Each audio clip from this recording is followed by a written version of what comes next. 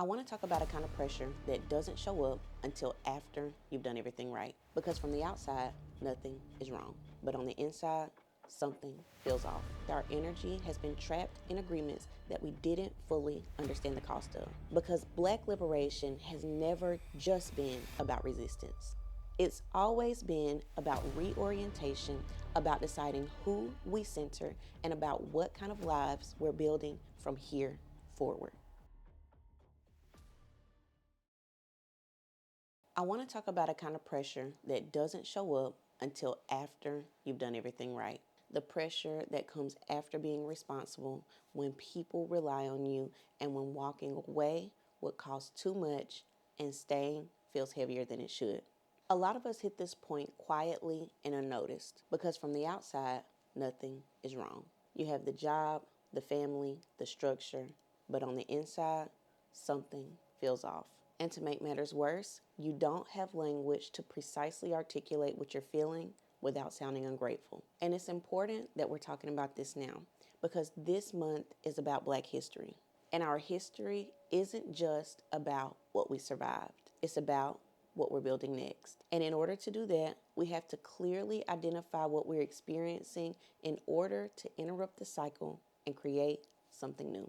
And today, that looks like examining the ways in which our energy has been trapped in agreements that we didn't fully understand the cost of. And in this video, we're going to name exactly what living under that pressure feels like so that we can begin to interrupt the cycle. So let's jump in. As we've discussed, there is a pressure that many of us live with daily. This pressure often comes after landing the job that you were conditioned to believe would bring you success and abundance.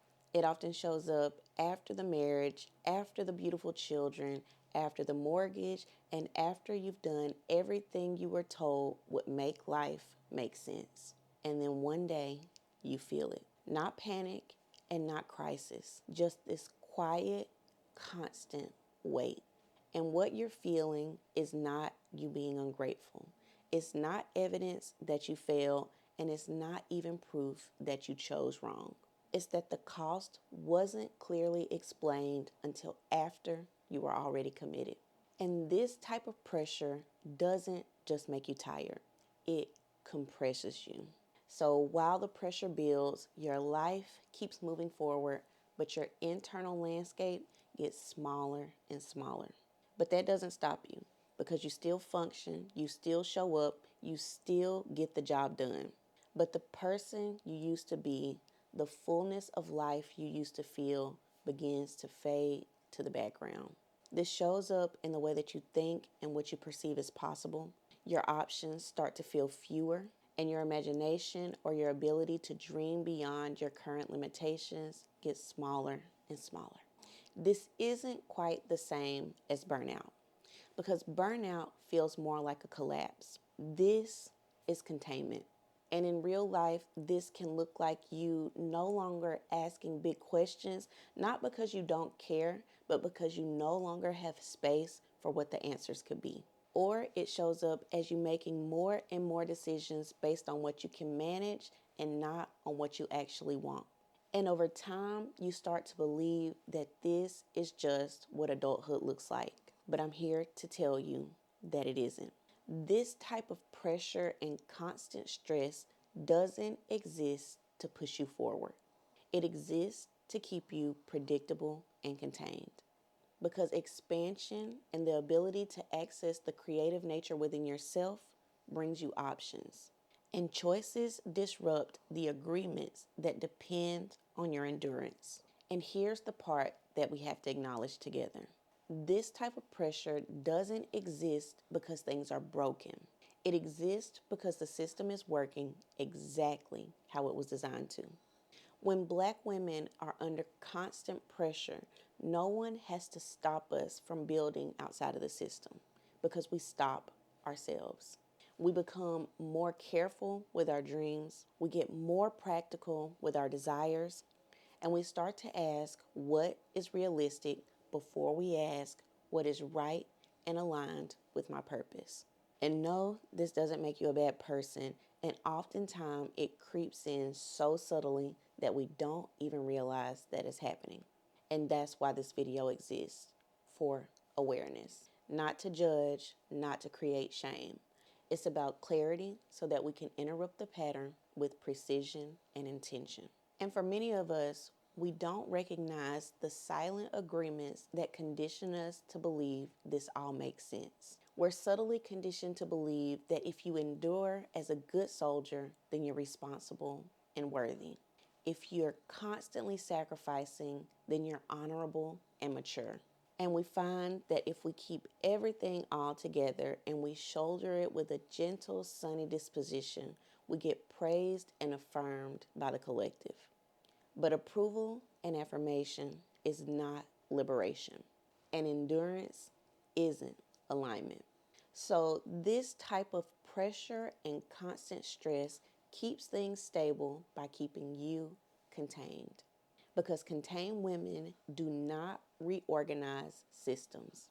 We maintain them, we absorb the cost, and it's why this type of pressure most definitely feels personal.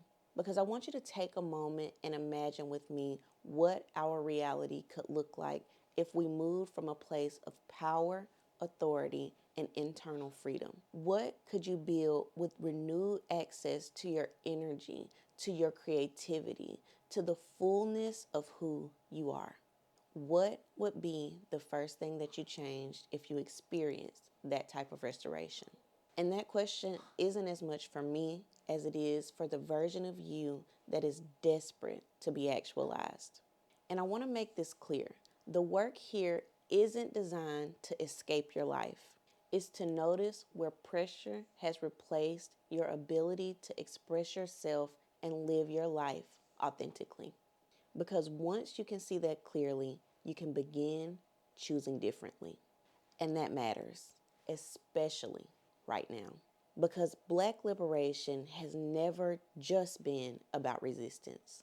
It's always been about reorientation, about deciding who we center, and about what kind of lives we're building from here forward. So, as you move throughout this week, I want you to become aware of what's driving your decisions. And I want you to make a practice of asking yourself, am I moving from a place of pressure or purpose?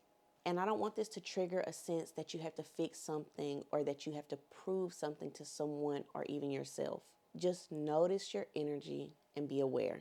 That's how you begin the practice of reclaiming space and power in your own life, moving from a position of intention and precision. And this is also why I built a simple orientation tool for this season. It's designed to help you name where you are, see what's influencing you, and to choose direction without spiraling. It's meant to be there when the pressure and the stress start to take over.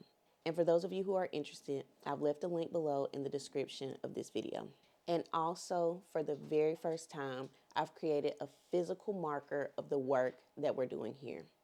And I didn't just create it for looks. I created it as a physical reminder and a declaration.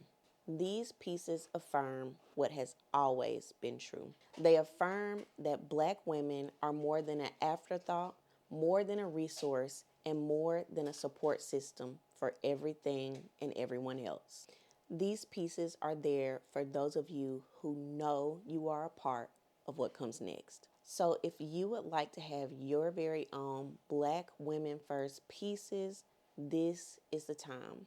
We're going to use the momentum of Black History Month and the beauty of our collective coming together to really initiate the beginning of the next era of Black women's liberation. Because this, what we're doing, it isn't just content. It's the beginning of a new era.